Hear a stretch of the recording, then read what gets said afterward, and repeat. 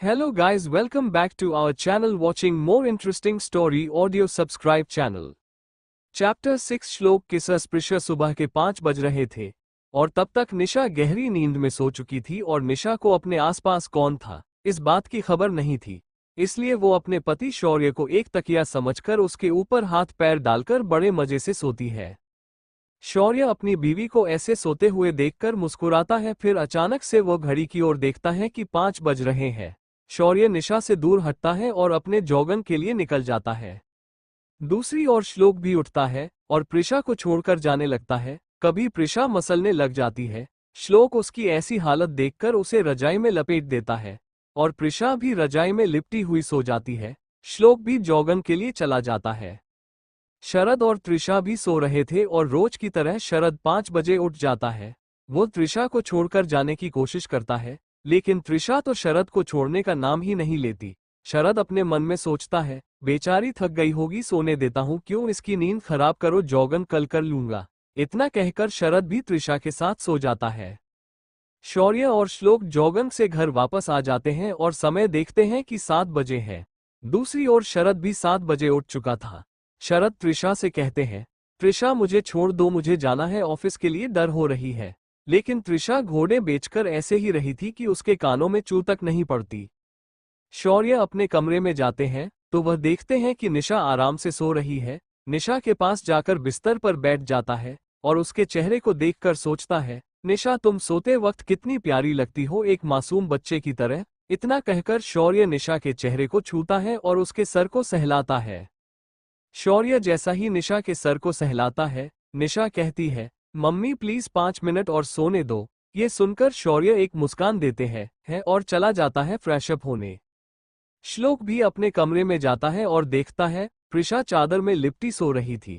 श्लोक प्रिशा के पास जा उसके माथे पर किस देते हैं और प्रिशा सामने से कहती है, मम्मी चाहे कितना भी मस्का मार लो मैं नहीं उठने वाली, पहले छोटी को उठाओ।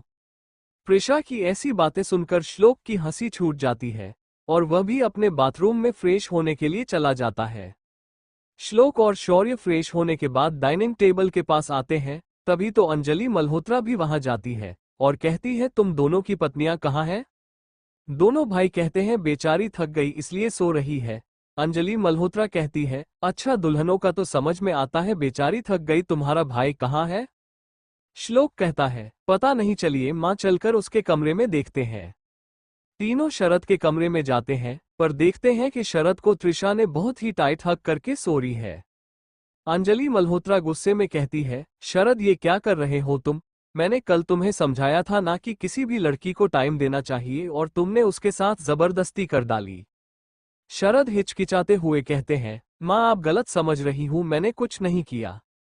श्लोक शरद को सपोर्ट करते हुए कैसा है, हाँ मां शरद बिल्कुल सही कह रहा है, उसमें त्रिशा के साथ कुछ नहीं किया।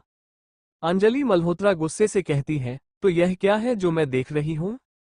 श्लोक कहता है, मां कल रात मुझे प्रिशा ने कहा था कि उसकी बहन को उसे गले लगाकर सोने की आदत है, शायद इसी वजह से त्रिशा शरद को गले लगाकर सो रही है। शरद क्यूट सा फेस बनाकर कहता है, मम्मी भैया पहले मुझे तो निकालो, ये मुझे छोड़ ही नहीं रही है।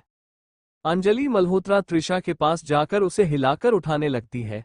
त्रिशा कहती है, अरे मम्मी बस कर, माँ ना उठने वाली, पहली बड़ी को उठा, उसके बाद में देख लेंगे।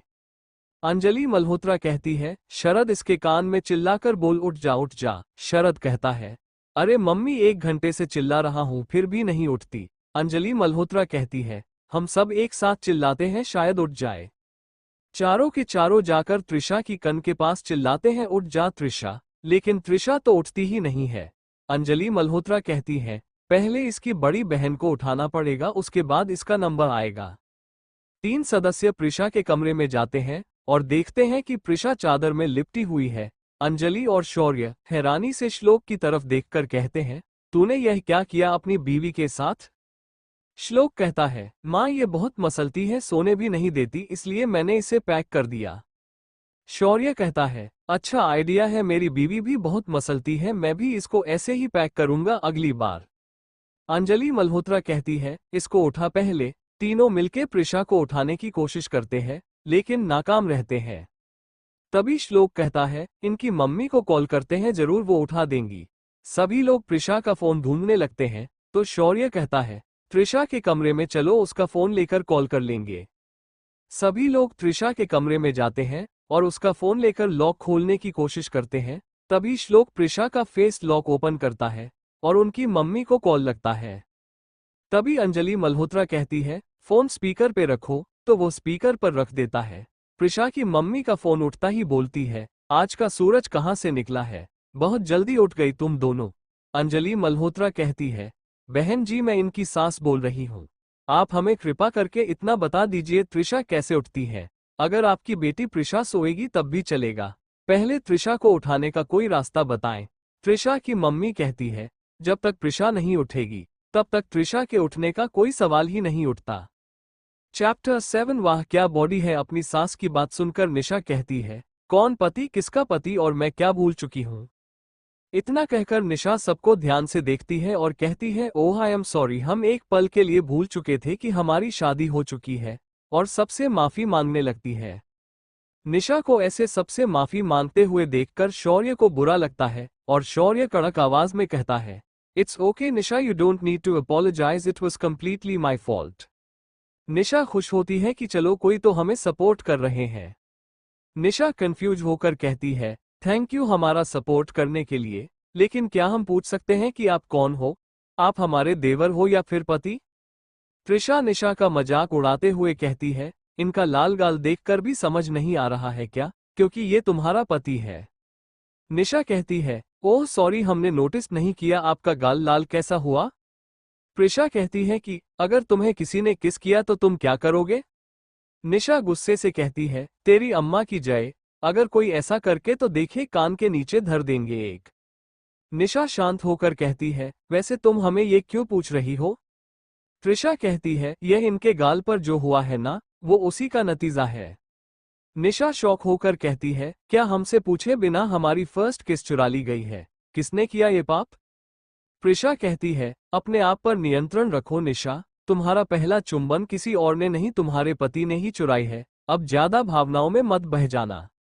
निशा शर्मते हुए अपने पति की ओर देखती है और अपने होठों पर हाथ रखकर सोचती है, वैसे मेरा पति हैंडसम है, लंबा है, और वाह गोरा कितना है जो एक झटके में सारा गाल लाल हो गया, लेकिन मुझे कुछ फील क्यों नहीं हुआ कि मेरी पहली किस चली गई।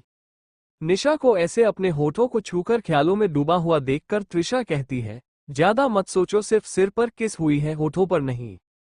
निशा जल्दी से अपने होठों पर से हाथ हटाकर हड़बड़ाते हुए कहती है, मुझे वो मैं I mean to say that कि हमारे दिमाग में ऐसा कुछ नहीं चल रहा है, तुम दोनों बातों का बातंगड़ बना रही हो। अंजलि मल्होत्रा कहती है, अच्छा ठीक है, अब छोड़ो इन बातों को, शौर्य, शरद, श्लोक तुम तीनों भी जाओ और जाकर तैयार हो जाओ ऑफिस जाने के लिए। शौर्य और श्लोक जल्दीबाजी में एक दूसरे की तरफ जा रहे थे और वो दोनों एक दूसरे से टकराने ही वाले थे कि त्रिशा श्लोक को और निशा शौर्य को अपने ओर खींच लेती है और उसी चक्कर में शरद को अपने भाइयों का धक्का लगता है और वो त्रिशा के ऊपर गिर जाती है। स्थिति कुछ ऐसी हो गई थी कि निशा अपने पति शौर्य के सीने के ऊपर सर रखकर उनके बिस्तर पर शौर्य के साथ गिर चुकी थी। निशा अपने पति के ऊपर ऐसे गिरकर अपने मन में सोचती है, वाह इसकी बॉडी कितनी अच्छी है, इसके ऊपर गिरकर तो ऐसा लग रहा है जैसे इसके तो 6 क्या 8 एब्स होंगे। मुझे तो सोच सोचकर शर्मा रही है कि यह शर्टलेस होगा तो कितना हैंडसम होगा। त्रिशा भी शौर्य और निशा के बिस्तर पर अपने पति श्लोक के साथ गिर जाती है, जिसके चक्कर में श्लोक से त्रिशा के गाल पर चुंबन हो जाती है। त्रिशा अपने मन में शौक होकर सोचती है, आज तक किसी की हिम्मत नहीं हुई मेरी बहन के अलावा मेरे गालों तक जाने की, और अब अचानक से ये हो गया मेरे साथ। है भगवान, अब मैं क्या करूं? घर में सबको कैसे फेस करूं? मुंह दिखाने लायक नहीं बची मैं, मन कर रहा है शर्म से डूबकर मर जाऊं। ये सोचकर त्रिशा श्लोक से दूर होती है और उठ खड़ी होती है। श्लोक त्रिशा को देखकर निशा और शौर्य भी उठ जाते हैं। अब दोनों कपल्स जमीन पर देखते हैं और नीचे का नजारा देखकर शॉक हो जाते हैं। दरअसल नीचे फ्लो पर त्रिशा के ऊपर शरद गिरा था और वो दोनों इतने करीब थे कि त्रिशा ने गलती से शरद के गर्दन पे किस कर दिया था। त्रिशा अपने मन में दुखद होकर अजीब से भाव देते हुए सोचती है, अरे नहीं, ये क्या होगा मुझसे, उफ क्या मुश्किल है, अब इस एक किस को लेकर कहीं ये कोई गलत मतलब ना निकाल ले।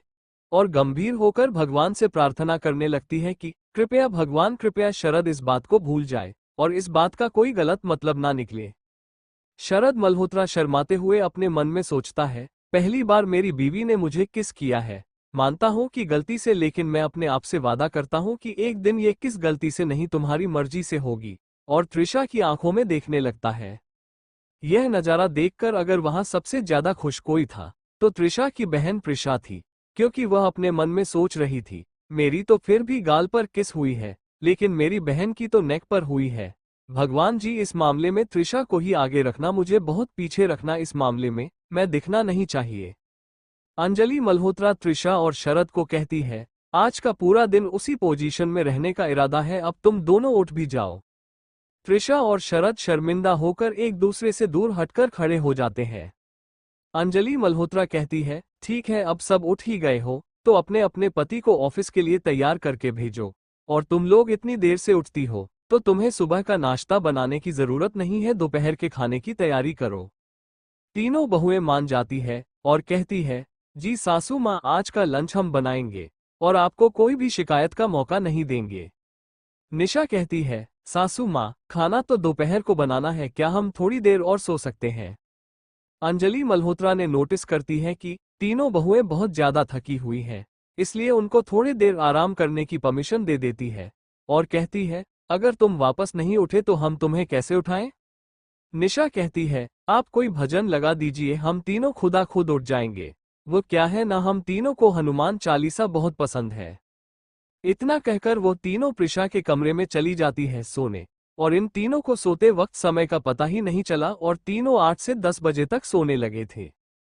तभी अंजलि मल्होत्रा अपने तीनों बेटों से वीडियो कॉल पर बात करते हुए इनके कमरे की ओर जा रही थी और अपने तीनों बेटों को कहती है, तुम्हारी बीवी अब तक सो रही है, मैं जा रही हूँ उनको उठाने, और कमरे के पास चली जाती है।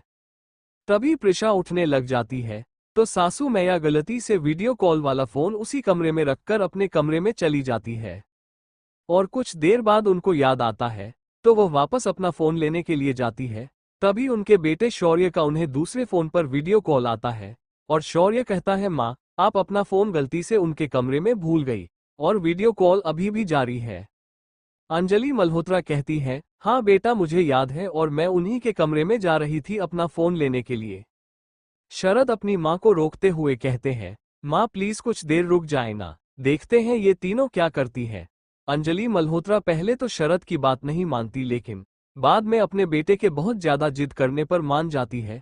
तब भी प्रिशा उठती है और बाकी दोनों को भी हिलाकर उठाने की कोशिश करती है। तब दोनों नींद में कहते हैं, क्या हुआ, क्यों उठ रही है। प्रिशा कहती है, आज हम तीनों को रसोई बनानी है, चलो जल्दी से उठो। चैप्टर 8 पानी की होली। प्रिशा दोनों को उठाने की कोशिश करती है और कहती है, अबे यार उठ जाओ, आज हम तीनों की रसोई है, देखो 10 बजे बज रहे हैं, 2 घंटे में हमारे पति आते होंगे खाने के लिए, कृपया भगवान के लिए उठ जाओ। निशा नींद में कहती है, तुझे रसोई बनाने का इतना दिल कर रहा है तो जाकर बनाना, हमारे पीछे क्यों पड़ी है। प्रिशा कहती है, गधी भूल गई क्या, मुझे तो खाना बनाना नहीं आता। निशा कहती है, ओए पागल गाधी मत बोल, मैं तेरी अब जेठानी हूँ जेठानी, वैसे भी हम दोनों को कौन सा खाना बनाना आता है, और इतना कहकर सो जाती है। इन तीनों को वीडियो कॉल पर मल्होत्रा ब्रदर्स और अंजलि मल्होत्रा देख रहे थे। शौर्य कहता है, इसको ये तो याद नहीं है कि इसकी एक पत्नी है, लेकिन उसको नींद में भी याद है कि यह किसी की जेठानी है। प्रिशा अब इन दोनों को गुस्से से देखती है और कड़क आवाज में कहती है, अब तुम दोनों उठोगे या नहीं। निशा नींद में कहती है, नहीं हम नहीं उठेंगे। प्रिशा गुस्से से कहती है, कन्फर्म सोच लो। प्रिशा नींद में कहती है, हाँ हाँ कन्फर्म, जो करना है कर ले जा। अपनी बहन के मुंह से अपनी इतनी बेइज्जती सुनने के बाद प्रिशा गुस्से से दोनों की तरफ देखने लगती है। प्रिशा को इतने गुस्से में देखकर श्लोक के भाई और माँ रोक की ओर देखकर कहते हैं, तुम्हारी बीवी ऐसा क्या करेगी हमारी बीवियों के साथ जो इतने गुस्से से देख रही है। श्लोक कहता है, मुझे क्या पता क्या करेगी, आगे देखेंगे तो पता चलेगा। त्रिशा गुस्से से बिस्तर पर चढ़ जाती है। त्रिशा और निशा के बीच में सोकर उन दोनों को किक करती है ताकि वो दोनों बिस्तर से गिरने के बाद नींद से जाग जाए। त्रिशा और निशा को ठीक करने के बाद जब त्रिशा नीचे झांक कर देखती है तो वह दोनों अभी भी घोड़े बेचकर सो रहे थे। प्रिशा बिस्तर से नीचे उतरकर दोनों लड़कियों से कहती है, अरे यार प्लीज उठ जाओ प्लीज। मुझे पता है कि तुम दोनों थकी हुई हो, मैं भी बहुत थकी हुई हूं, पर प्लीज उठ जाओ। प्रिशा नींद में कहती है, तुझे जो करना है कर ले, आज तो मैं नहीं उठूंगी। प्रिशा कहती है, अब जो मैं करने जाने वाली हूं ना, उसके लिए दिल से सॉरी, बुरा मत मानना, पर यह करने के लिए मुझे तुमने मजबूर किया है। श्लोक कहता है, भैया अब क्या करने वाली है मेरी बीवी? सास कहती है, तुम्हें दिखाया नहीं जाता, वो बाथरूम में जा रही है, नहा धोकर जगाएगी। तभी सब लोग वीडियो कॉल पर देखते हैं, प्रिशा पानी की बाल्टी लेकर सीधा कमरे में आ गई और सब सोचने लगते हैं ये बाल्टी भर पानी रूम में क्यों लेकर आई है। प्रिशा आधी बाल्टी पानी निशा पे डालती है और आधा बाल्टी पानी त्रिशा पे। तभी दोनों उठकर खड़े हो जाते हैं और अपने हाथों की मदद से अपने मुंह पर से पानी हटाते हैं। निशा और त्रिशा प्रिशा को गुस्से से देखकर कहती है, प्रिशा की बच्ची, तूने यह क्या किया? प्रिशा कहती है, यार जो अब तक पैदा नहीं हुआ उसे बदनाम क्यों कर रहे हो? जब वो पैदा होगी तब पूछ लेना, प्रिशा की बच्ची तूने क्या किया? प्रिशा का ऐसा मुंह तोड़ जवाब सुनकर श्लोक की हंसी छूट गई और वो हंस रहा था। निशा कहती है, नालायक, हम तुमसे सवाल कर रहे हैं और रही बात तुम्हारी बच्ची से कुछ पूछने की तो वो तेरा पति श्लोक पूछेगा। प्रिशा कहती है, मेरी बच्ची का जो पूछना होगा मैं पूछूंगी, वो क्यों पूछेगा? त्रिशा कहती है, इसका मतलब आप मानती हो कि फ्यूचर में आपका और जीजा जी का बच्चा होगा और मैं मासी बनूंगी। प्रिशा शर्मकार कहती है, नहीं नहीं, ऐसा कुछ नहीं होगा, वो तो मैंने फ्लो में ऐसे ही बोल दिया। निशा कहती है, आराम करो दोस्तों, हम किस विषय पर हैं और कहाँ किस चीज के बारे में बात कर रहे हैं? त्रिशा कहती है, तेरे बच्चों की बात नहीं हो रही है इसलिए बुरा लग रहा है। निशा कहती है, तू ज्यादा मत बोल, अगर मैं चाहूं ना सासू माँ से भी ज्यादा बच्चे पैदा कर सकती हूँ। त्रिशा कहती है, तू अपने पति से सीधे मुंह बात कर, बहुत है, बच्चे पैदा करने के बाद बहुत दूर की है। निशा कहती है, अच्छा ऐसी बात है तो आज लंच पर देख कितने अच्छे से बात करती हूँ मैं उनसे। प्रिशा गुस्से में कहती है, तुम दोनों बस भी करो, अब जल्दी से तैयार हो जाओ, हमें लंच बनाना है। निशा प्रिशा को देखती है और कहती है, हम लड़कियां कितनी बेवकूफ होती हैं, विषय कुछ और होता है और घूम फिर कर पता नहीं कहाँ चली जाती है। अब मुझे टॉपिक याद है, प्रिशा को पानी में डुबो। प्रिशा और निशा प्रिशा के पीछे भागने लगते हैं उसे पानी में डुबोने, और प्रिशा उछल कूद कर भाग रही थी और कहती है, यार हम लोग पहले ही बहुत लेट हो चुके हैं, देखो अपने अपने पति आते ही होंगे खाने के लिए, जल्दी चलो, रेडी होकर खाना बनाना है। त्रिशा कहती है, क्यों इतना उछल रही हो दीदी, आपको खाना बनाना भी नहीं आता, किस भरोसे बैठी हो? ठीक है चलो हम तुम्हारी बात मान लेते हैं, लेकिन एक शर्त है। प्रिशा कहती है, जल्दी बताओ क्या शर्तें हैं? त्रिशा निशा को आंखों से इशारा करती है तो वह भी एक बाल्टी पानी उठाकर लाती है। त्रिशा कहती है, हम दोनों मिलकर आपके ऊपर ये बाल्टी भर पानी डालेंगे, उसके बाद आप कीजिए, आपको जो करना है, हम भी उठकर तैयार हो जाएंगे। प्रिशा कहती है, ठीक है मुझे मंजूर है तुम्हारी शर्त पर, पानी प्लीज बाथरूम में डालना, यहाँ मत डालना, पोछा कौन लगाएगा, मुझसे तो ना हो पाएगा। निशा और त्रिशा कहती है, शायद तू अंधी हो गई है, एक बार नीचे देख, तूने हम पर जब पानी डाला तब भी कमरा गंदा हो चुका है। प्रिशा शर्मिंदा हो कहती है, ओह सॉरी, मैंने नोटिस नहीं किया, ठीक है तुम मुझ पर जहां मर्जी पानी डालो, पर प्लीज रूम क्लीनिंग में हेल्प कर डालो। प्रिशा कहती है, आपका कमरा है, आप साफ करो, हम क्यों करें? प्रिशा कहती है, अगर तुम दोनों अपने कमरे में इस हालात में जाओगी तो तुम दोनों के कमरे भी गंदे हो जाएंगे, इसलिए अच्छा यही होगा तुम दोनों यही नहा लो और मैं तुम दोनों के कपड़े लेकर देती हूँ, क्योंकि मैं अभी भी सूखी हूँ, और वैसे भी 3-3 कमरे पोछा लगाने से अच्छा एक कमरा लगा लो। निशा कहती है, यार त्रिशा तेरी बहन तो बड़ी इंटेलिजेंट है। निशा की इस बात पर त्रिशा भी हाँ में सर हिलाती है।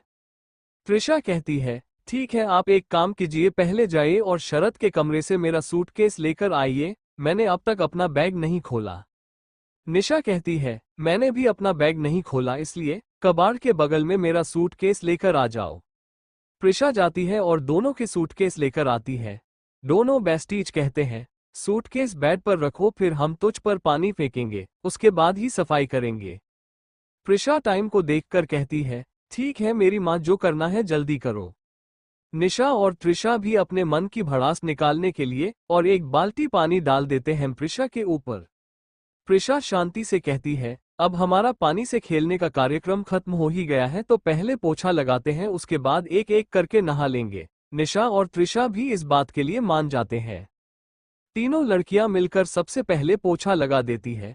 उसके बाद निशा नहाने के लिए अपना सूटकेस खोलती है और देखती है उसके अंदर सारे के सारे साड़ियां हैं। निशा कहती है, ओ नो, मेरे सूटकेस में तो सारे के सारे साड़ियां हैं और मुझे तो साड़ी पहननी नहीं आती। निशा की ऐसी बात सुनकर दोनों बहाने अपना सूटकेस खोल दी है, तो उन दोनों के सूटकेस में भी साड़ियां थीं। ये देखकर तो तीनों सहेलियां परेशान थी। तभी त्रिशा अपने सूटकेस में नोटिस करती है 3 आर्टिफिशियल सदियां, जिसे देख बहुत खुश हो जाती है और त्रिशा निशा को भी बता देती है। निशा कहती है, तेरे पास ये कृत्रिम सदियां कहाँ से आए? त्रिशा कहती है, एक बार तूने कहा था ना तू कार्निवल फर्स्ट में आएगी, तब हम दोनों ने 3 लिए, हम तीनों के लिए तब वो ऐसे ही पड़े थे, तो शायद मेरी सूटकेस में मम्मी ने रख दिया। अब 3 दोस्त इन सदियों को देखकर बहुत खुश हो जाती है और एक एक करके नहाने चली जाती है।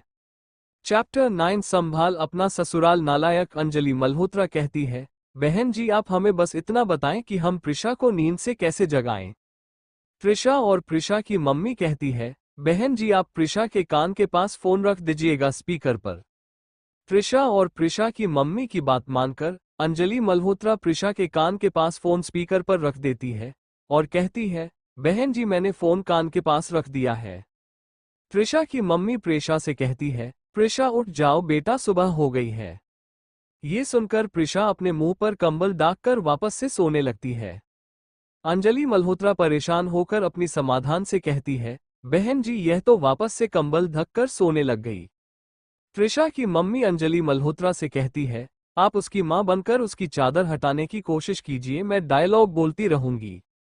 अंजलि मल्होत्रा बार बार प्रिशा का कंबल हटा रही थी। स्पीकर पर त्रिशा की मम्मी के डायलॉग बोल रही थी, प्रिशा उठ जाओ, तुम घर की बड़ी बेटी हो और तुम्हारा इतनी देर तक सोना शोभा नहीं देता। अगर तुम इतनी देर तक सोती रहोगी तो तुम्हारी बहन तुमसे क्या सीखेगी। प्रिशा नींद में कहती है, वाह भले कुछ भी सीखे, मुझे क्या, सोने दो। प्रिशा की मम्मी मस्का लगाते हुए कहती है, ठीक है मैं तुम्हें एक ऑफर देती हूँ। प्रिशा मुस्कुराती हुई कहती है, कैसा ऑफर, जल्दी बताओ। श्लोक अपनी माँ के कान के पास जाकर कहता है, कौन सा ऑफर देने वाली है सासू मैया मेरी बीवी को, जो उसके चेहरे पर इतनी बड़ी मुस्कुराहट आ गई। अंजलि मल्होत्रा कहती है, मुझे क्या पता, मैं थोड़ी ना इसकी माँ हूँ जो मुझे पता होगा। एक काम कर, थोड़ी देर रुक जाओ, उसकी माँ खुद बोलेगी। प्रिशा की मम्मी कहती है, अगर तुम अब उठ गई तो मैं पूरा काम तेरी बहन से करवाऊंगी और तुझे पूरा दिन सोने दूंगी।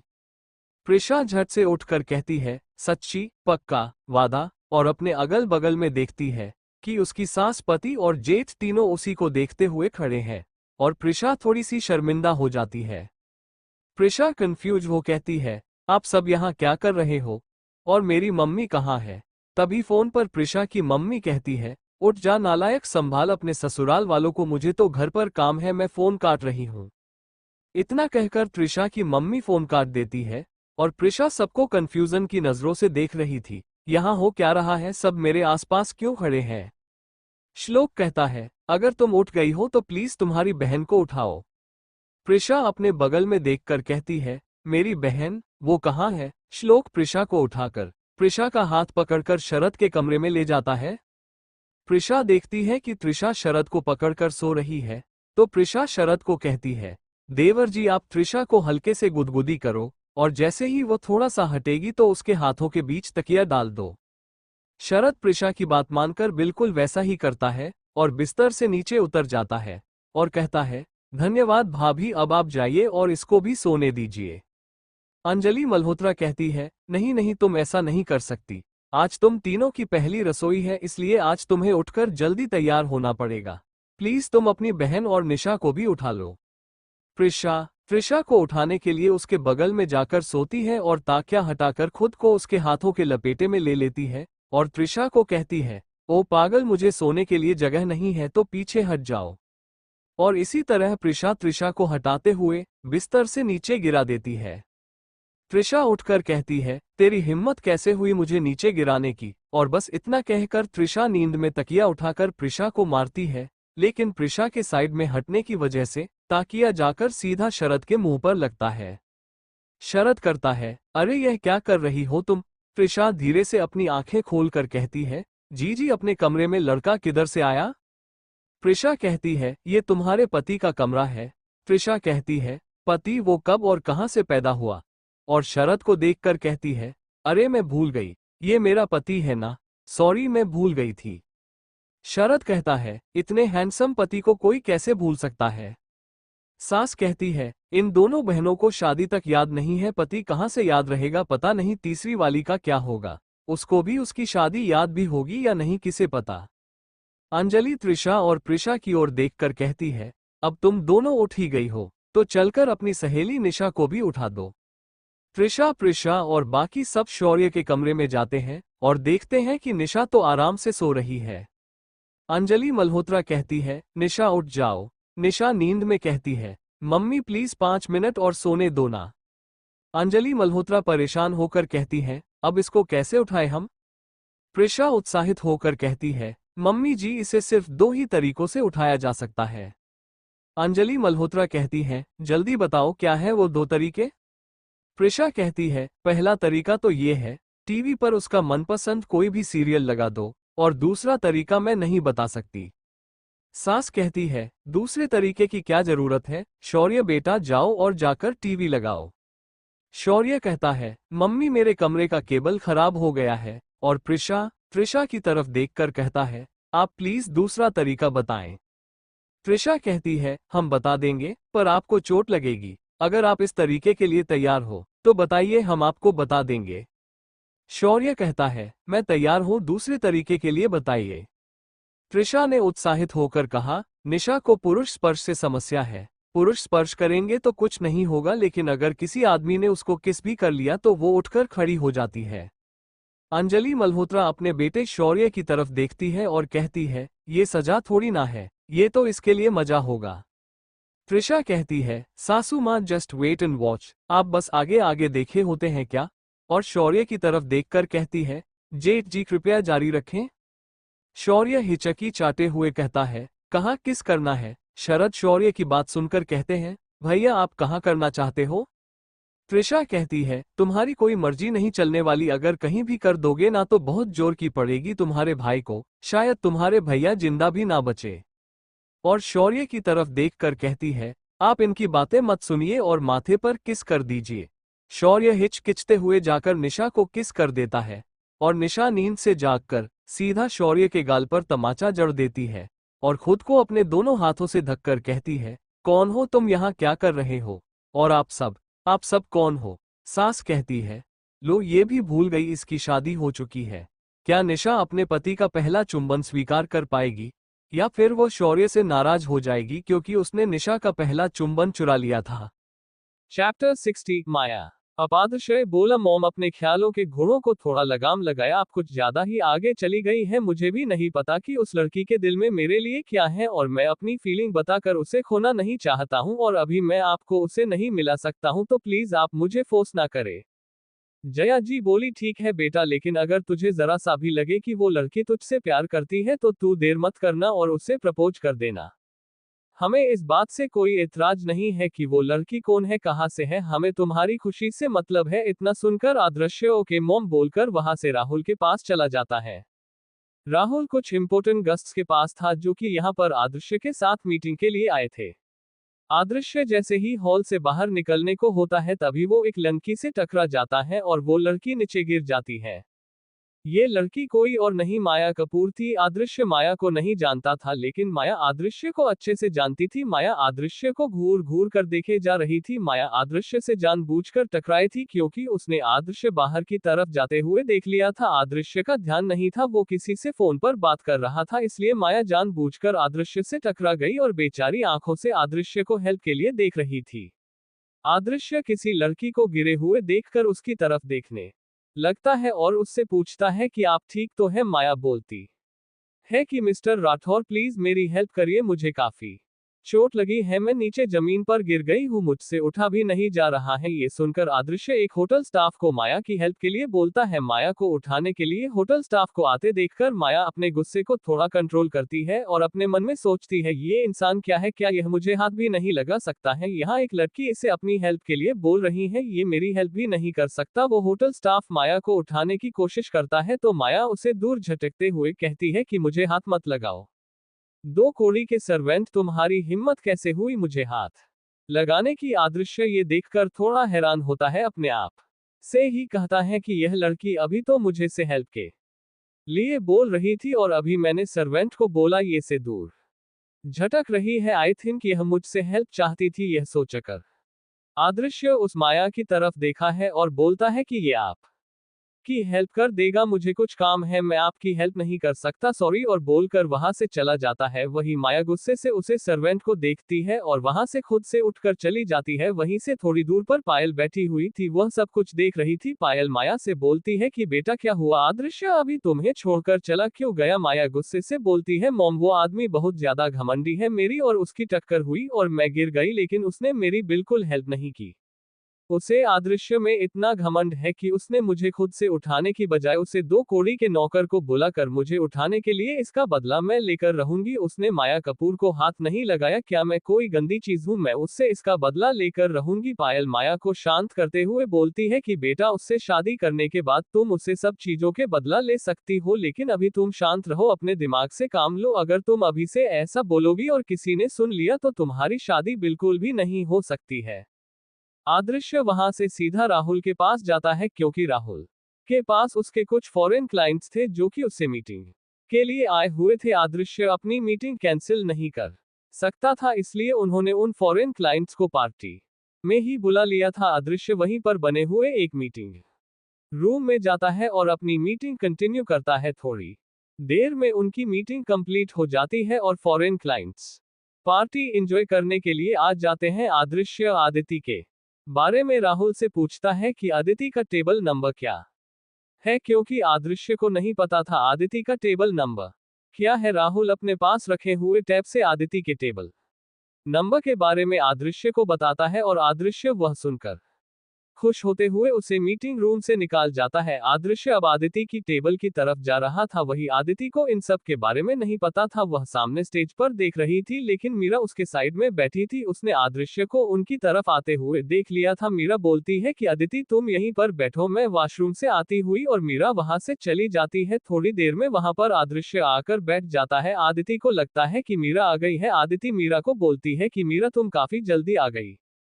तभी आदृश्य अपनी मेलोडियस वॉइस में बोलता है कि नहीं, मैं जल्दी नहीं आया हूँ, मुझे तो देर लग गई, मुझे तुम्हारे पास बहुत जल्दी आ जाना चाहिए था। आदिति आदृश्य की आवाज सुनकर आदृश्य की तरफ देखती है कि आदृश्य मीरा की सीट पर बैठा हुआ है।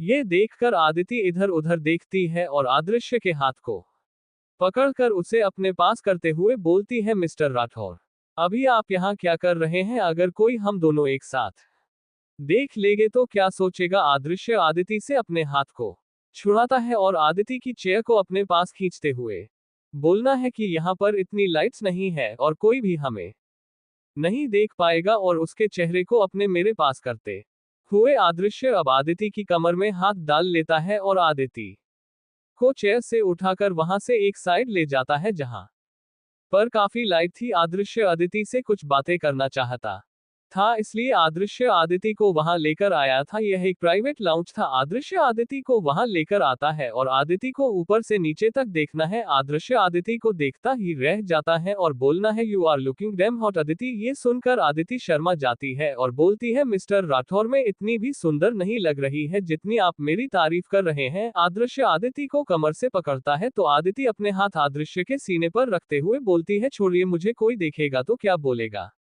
मिस्टर राठौर, ये आपका ऑफिस नहीं है जहां पर कोई भी आपकी परमिशन के बिना नहीं आ सकता है। हम पार्टी में है, अगर यहाँ पर आपकी फैमिली या किसी ने हमें साथ देख लिया तो हम उनको क्या बोलेंगे? आदृश्य बोलता है कि कुछ नहीं होगा, कोई भी नहीं आएगा, यहाँ पर भी कोई भी नहीं आ सकता है। ये एरिया आदृश्य राठौर का है, बाहर गर्ल्स है वो किसी को भी अंदर नहीं आने देंगे। आदृश्य अब अपने एक हाथ को आदिति की गर्दन पर लपेटे हुए आदिति को अपने चेहरे के पास लेकर आता है और धीरे से उसके होठों पर किस करने लग जाता है। आदिति अदृश्य के ऐसे पार्टी में किस करने से थोड़ा हैरान थी। उससे डर था अगर कोई उन्हें देख लेगा तो 10 बातें बनाएगी और आदिति ऐसा नहीं चाहती थी कि उन दोनों के बारे में किसी को भी पता चले। आदिति अदृश्य को दूर करने की कोशिश करती है लेकिन अदृश्य आदिति के दोनों हाथों को उसकी कमर पर लगा देता है और अदृश्य आदिति को सॉफ्टली किस करने लगता है। अदृश्य आदिति के निचले होठ को शक करता है, फिर उसके ऊपर वाले होठ को काफी देर तक शक करता है। आदिति भी अब अदृश्य के किस करने से थोड़ा पिघलने लग गई थी। वह भी अदृश्य के लिप्स को शक कर रही थी। अदृश्य आदिति का साथ पाकर थोड़ा वाइल्ड हो जाता है और वह आदिति के होठों को वाइल्डली किस करने लगता है। अदृश्य के हाथ अब आदिति की बैक पर चलने स्टार्ट हो गए थे। आदिति का गाउन बैकलेस था जिससे आदिति की कमर दिख रही थी लेकिन उसके बालों की वजह से वह शो नहीं हो रही थी। अदृश्य अपने हाथ को आदिति की पूरी कमर पर घुमा रहा था।